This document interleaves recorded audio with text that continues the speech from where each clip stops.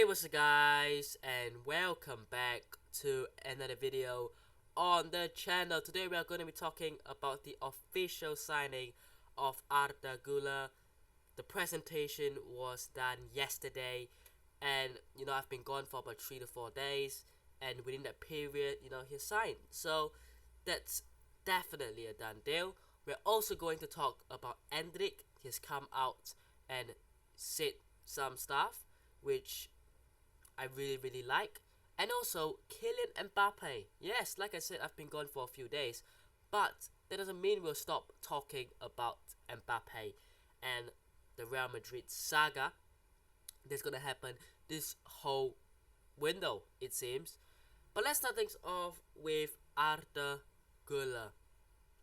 Now we talked about him 2 weeks ago, and he's just a player that really came out of nowhere. What I really, when I first read about him, I was like, who is this guy? And he was like an attacking midfielder. He's 18 years old. He's playing Mesut Ozil at Fenerbahce, but that's about it. And then I go on YouTube, I watch some of his highlights, and people calling him the next Messi. Yes, you don't want to be labeling players. We've seen likes of Bojan, being called the next Messi and never really fulfilling that dream. Even Takefusa Kubo was called the next Messi. But what I like about this guy is almost kind of the agile fact of him. Like, he's really, like, of course the body, everything doesn't really compare to Lionel Messi when he was young, but he's almost got that, just, I don't know why you say it, but the smaller body type, and being super fast, and the dribbling is incredible, the skills is there. Real Madrid don't have that player. Like, they don't have that player. Like, Vinicius Jr. is very quick. He's all about the pace and then the end product. And even Rodrigo is different.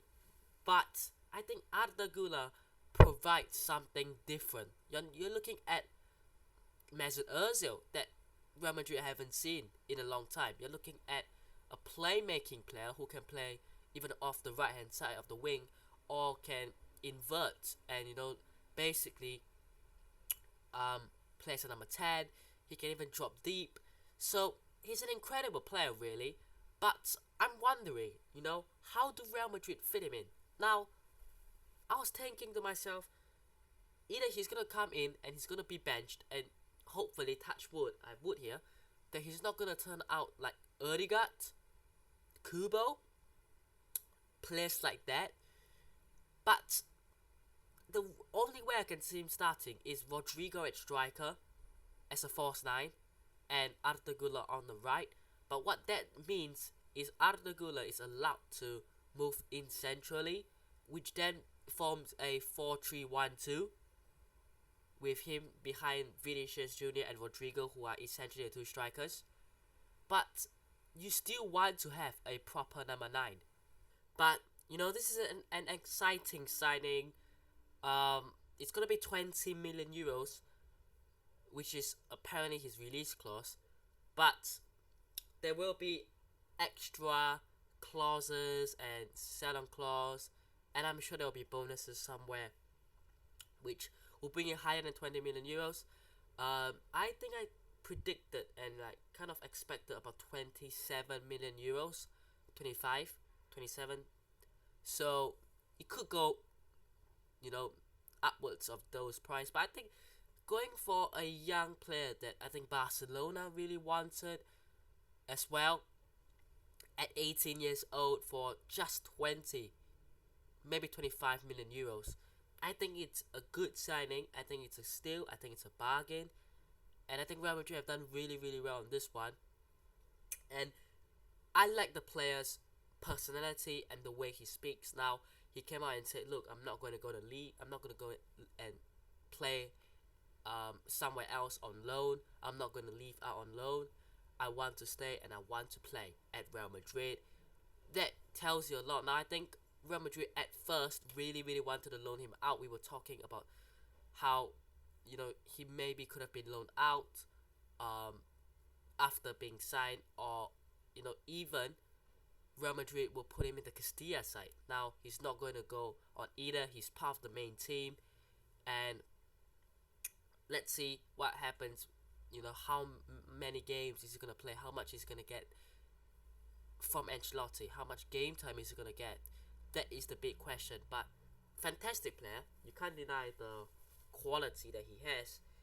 Um, so yeah, let's see what happens on this one. Exciting. Now, Endrick, who is set to join Real Madrid next summer, has come out and spoken. Let's see what he has to say. Now, this is from Endrick himself. So, what has he got to say? Endrick, offers from other clubs. Nothing mattered more to me than Real Madrid. Whenever any team came, I would ask, what about Real Madrid? Will I go there? Will I have an opportunity to choose Real Madrid? I just wanted to go to Real Madrid. Also, I just wanted to fulfill my childhood dream, to fulfill the dream of my father, of my life, and that of my family, playing in the biggest club in the world / in Europe, and in the team where my idol Cristiano Ronaldo was. Also, he said that his parents were close to naming him Di Stefano. So, look, I think the last part was a bit crazy, not gonna lie. But basically, he's come out and said that every time someone came in, he would ask, what about Real Madrid? Will I ever get an opportunity to play for Real Madrid? And he wanted to fulfill, the dreams of his family, of his father, of himself, to play in the biggest club in Europe, in the club of his dream, and the club of his idol, Ronaldo. So, this is incredible, I mean, I'm just thinking next summer, next year when he comes in, Endrick, Vinicius, Rodrigo, Arda Güler, Jude Bellingham, Valverde, Tchouaméni, Camavinga. You're looking at so many talented players. How are they all gonna fit in? At the moment, you're looking in the midfield. Who's gonna play in the midfield? Who's gonna play in the midfield? Who? You got Bellingham, you got Valverde, you got Tchouaméni, you got Camavinga. You even have Modric, you have Cruz, you have Dani Ceballos, you have Arda Güler. 8. Maybe Arda Güler can play on the right, where Brahim Diaz will essentially play as well. So maybe does that mean Brahim Diaz is now a backup left winger, because he can technically play on the left. In fact, he's a right footer, so it would suit him more. And then Arda Güler provides something different because he's a left-footed player who probably plays on the right-hand side. So I'm intrigued to see what happens. But like I said earlier on, the striker is still needed. And I don't think that Kylian Mbappé is an out-and-out number 9. Yes, he can get you goals, but he likes to cut in. So I wonder, and I was seeing some videos on Twitter where basically the lineup was the midfield, Bellingham, Valverde, Tchouaméni, right? And then the front three was Mbappé, Vinicius, Rodrigo. And what that happened was Mbappé tucked out to the left, Rodrigo moved centrally, and Valverde moved to the right, meaning there was a 4 at the back with 2 in the midfield, essentially now Bellingham and Tchouaméni, with Valverde, Rodrigo, Vinicius, and Mbappé. So it's like a 4-2-4. And I was thinking to myself, is this FIFA? Honestly, are you playing FIFA? You cannot play 2 in midfield. You can. Honestly, not when you have 4 attackers. You can't.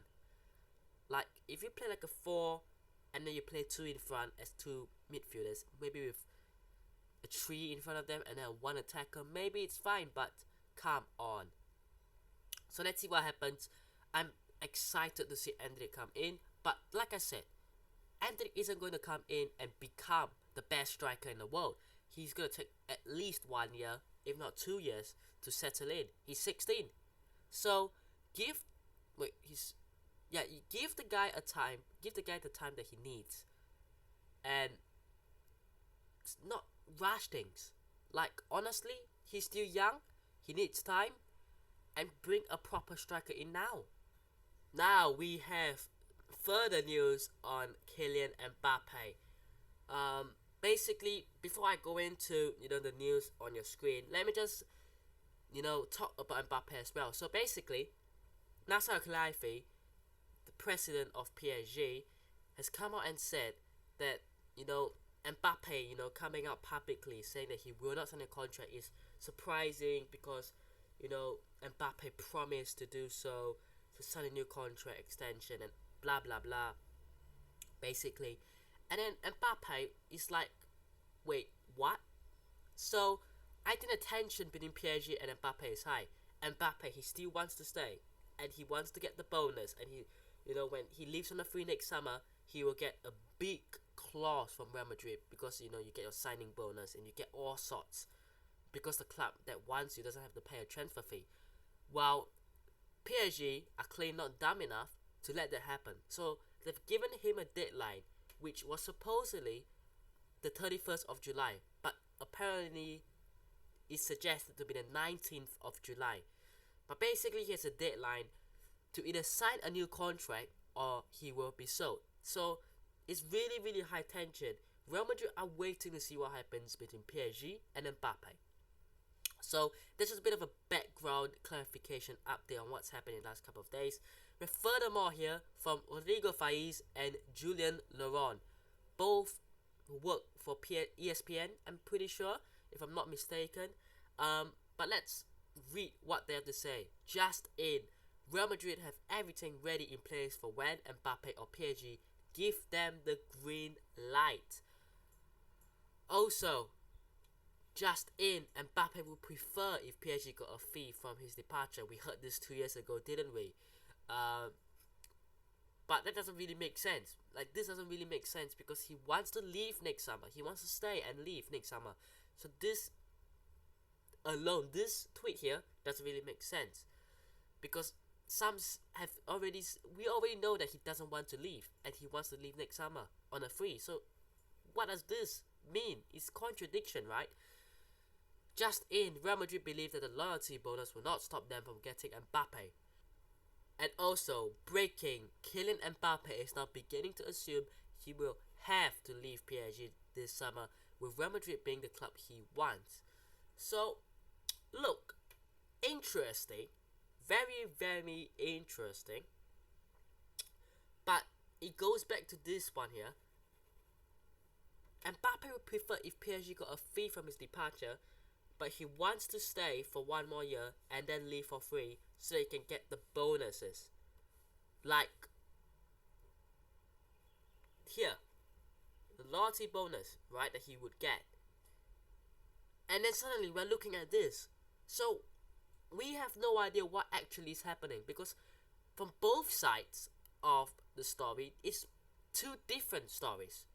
So, like I said many a times, take these news with a pinch of salt. Again, you can be optimistic, you can feel excited, you can feel overjoyed, but don't, go out there and say Mbappe is 100% signing for Real Madrid.